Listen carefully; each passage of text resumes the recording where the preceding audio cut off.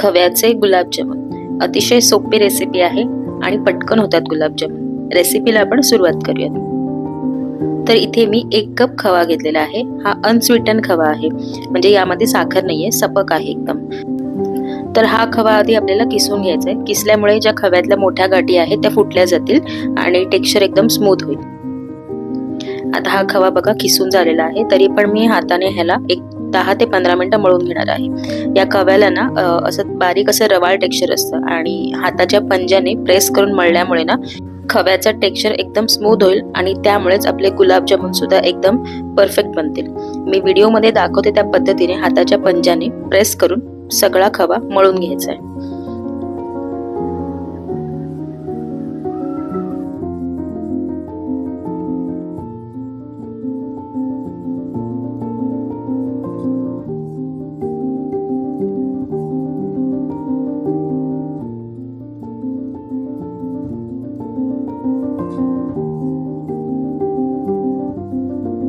खवा आता माझा सगळा मळून झालाय आणि एकदम सिल्की स्मूथ झालेला आहे। आधीपेक्षा खवा मळल्यामुळे थोडासा हलका पातळ झालाय। आता यामध्ये घालायचे अर्धा कप मिल्क पावडर। यामुळे गुलाबजामुनची टेस्ट अजूनच छान होते। मिल्क पावडर आता सगळे मिक्स करून घ्यायचे। जितका खवा घेतला होता त्याची अर्धी मिल्क पावडर इथे घ्यायची। आता या खव्यामध्ये जितका बसेल तितका मैदा यामध्ये घालायचा आहे। आपलं चपातीचं कणिक कसं असतं त्या कन्सिस्टन्सी पर्यंत पीठ मळून होईपर्यंत आपल्याला मैदा यामध्ये घालायचा आहे।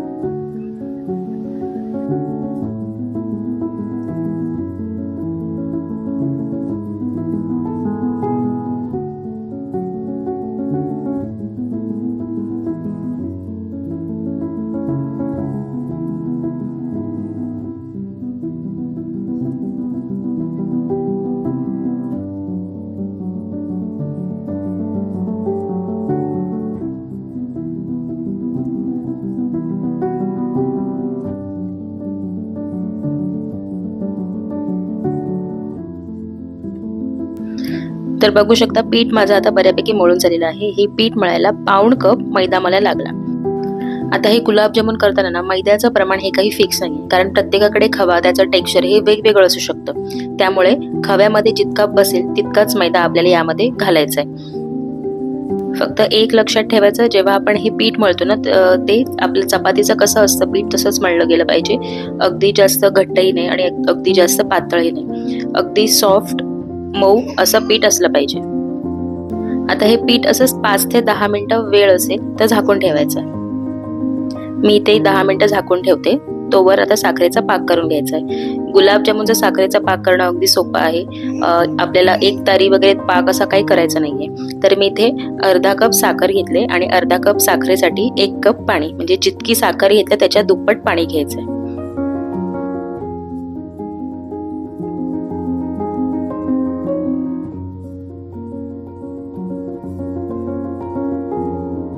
साखर आता पूर्णपणे विरघळून घ्यायची आणि साखर विरघळली की फक्त 2 मिनिटं याला उकळी काढायची आणि गॅस बंद करायचा।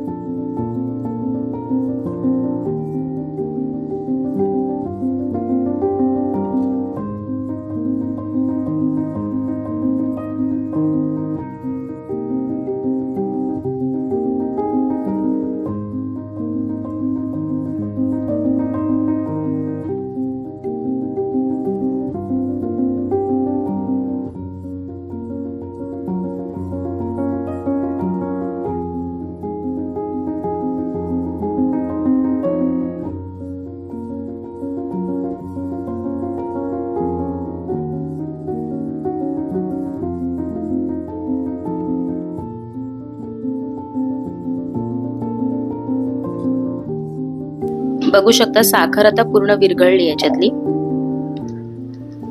आणि याला उकळी सुद्धा सुरू झाली। फक्त 2 मिनिटं याला उकळी काढायची आणि गॅस बंद करायचा आहे। हवं असेल तर यामध्ये वेलची पावडर सुद्धा आपण टाकू शकतो, पण या वेळेला मी स्किप करते। मला असा प्लेन साखरेचा पाकच हवाय.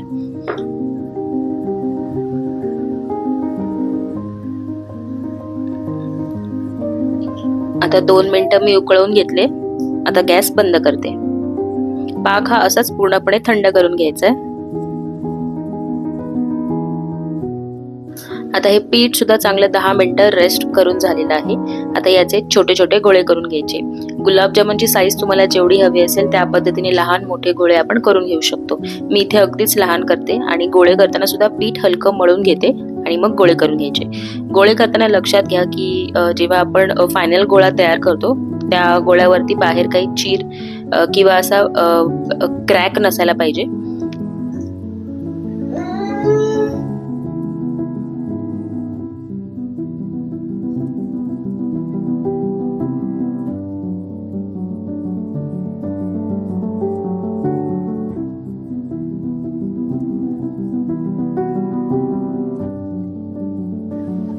अशाच प्रकारे सगळ्या पिठाचे गोळे मी करून घेते.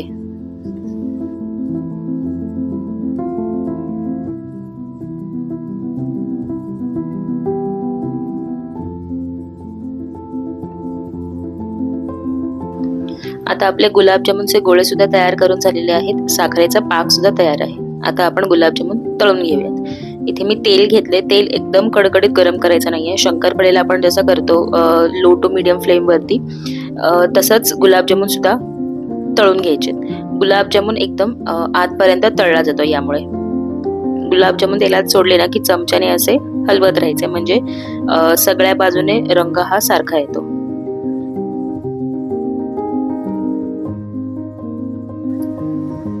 गुलाबजामुन बघा आता व्यवस्थित तळले गेलेत आणि या रंगावरती गुलाबजामुन बाहेर काढायचे. बाहेर काढले की लगेच पाकात टाकायचे. पाकात टाकल्यावरती व्यवस्थित गुलाबजामुन पाकात मुरू द्यायचे आणि त्यानंतरच खायला आपण घ्यायचे.